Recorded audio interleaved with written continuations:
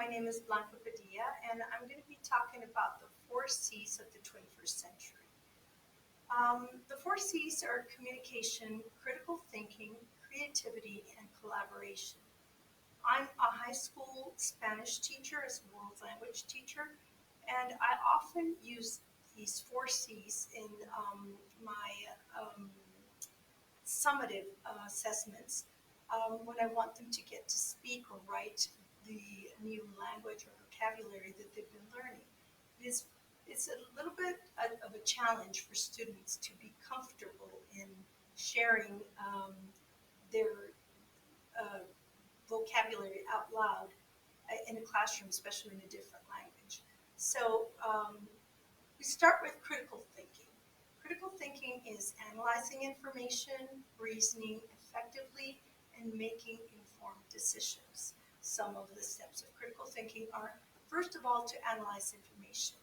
How do we analyze information? Well, this is where we use sort of like the Bloom's taxonomy steps of thinking. First of all, when they're presented with the information, it's a teacher's part to get them to think a little bit further. So you've presented the topic, they know it, but how do they know how to apply it? So let's start asking questions. What do you think of this?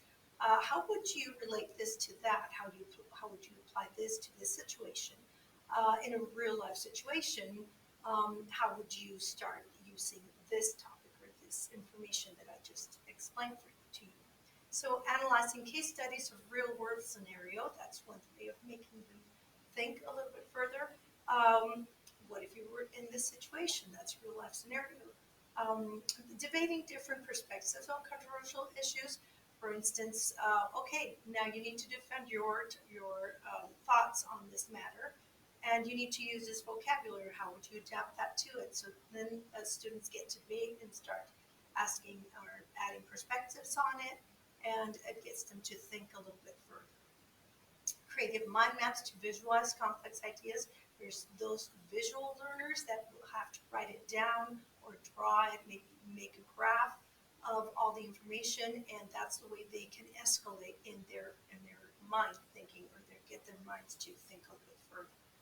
So that's the different kinds of creativity, or sorry, creative thinking.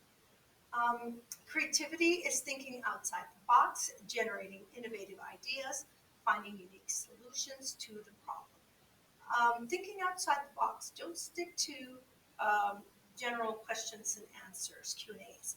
Have them do something else.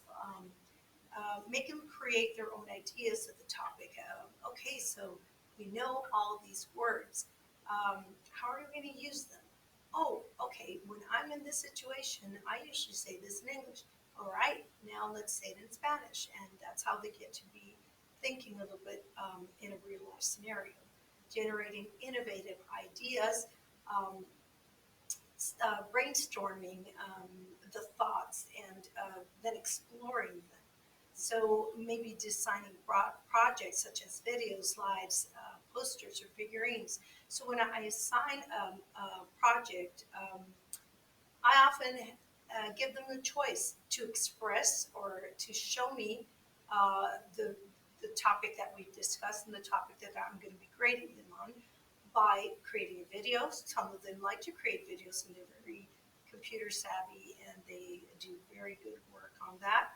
Others might just stick to a slide and just importing the pictures and just adding the text to it.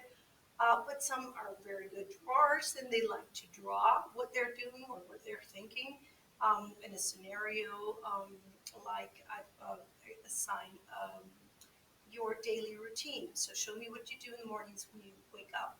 And they start drawing themselves, getting out of bed, going into the shower, brushing their teeth, and so on. That is also expressed by with some of the students that are very creative um, manually. So if they're taking a ceramics class, for instance, or they like to play with dough, I even give them a YouTube video where they can make their own dough and then create little figurines, and that way they create the scenario that I've been asking them for. And of course, the writing part comes with it.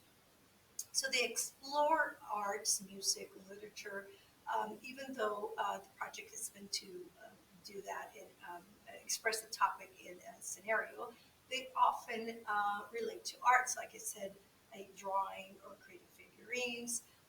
Some of them will even do songs. They either sing a song that contains the topic, or they might write their own songs. Same as literature, they might write their own poems with the words that I've assigned and the way that I want them to be um, used.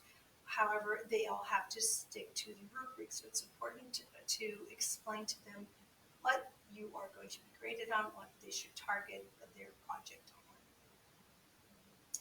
Collaboration, working effectively with others toward a common goal. This is where we assign group activities. So group projects are an example of collaborating learning.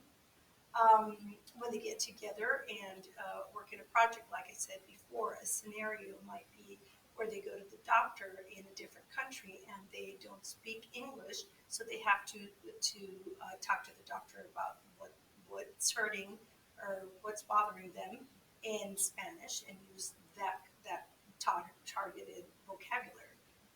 Problem solving challenges. Okay, so I went to the doctor. This is what I'm going to say. What is the doctor going to? You're going to play the doctor part. So how are you going to tell them to take care of themselves and so on?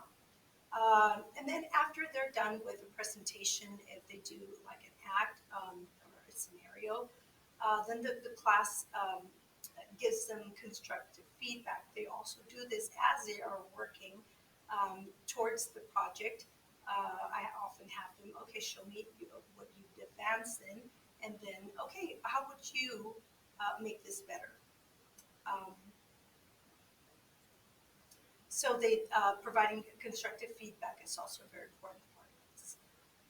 Communication, ability to convey ideas, and of course listening attentively. So it's not just about talking, it's about listening to their ideas, to others ideas. That, okay, this is what I have, this is what we're going to be doing, blah blah blah. No, we also have to listen to the others ideas and incorporate it into, okay, that's good, I'll do my part, you'll do yours, and we can do a whole project on both of our ideas. Role playing, as I said before, if I do a scenario, one could be the doctor, one could be the patient, and who's going to be who. So that's communicating. Writing an essay, when I do, if they choose to write an essay instead of doing role playing, well, what are the targeted words that are going to be graded? I need to focus on that. What is the specifics of the essay that I have to write, or we have to write as a group? Participating in group discussions. Okay, we got the scenario. Um, how are we going to present it? Okay, I think we should do this. No, I think we should do that. Hey, Miss Padilla, how about we do this? And that's a collaborating communication where they get to hear each other and then also um, sorry, they can advocate for themselves with me. So, keeping these four steps in mind when creating a lesson plan will help you keep the students engaged because they get to use their own ideas and not just follow directions and follow the rules. And this is how we're going to do it. That's how we always do it. We listen to the lecture and then we have to do an activity. By using these four C's, they get to expand their creativity and get more involved. So keep challenging yourself to think critically, communicate effectively, and collaborate with others, and unleash your creativity. I hope this video has helped you and in the future of lesson planning. Thank you very much.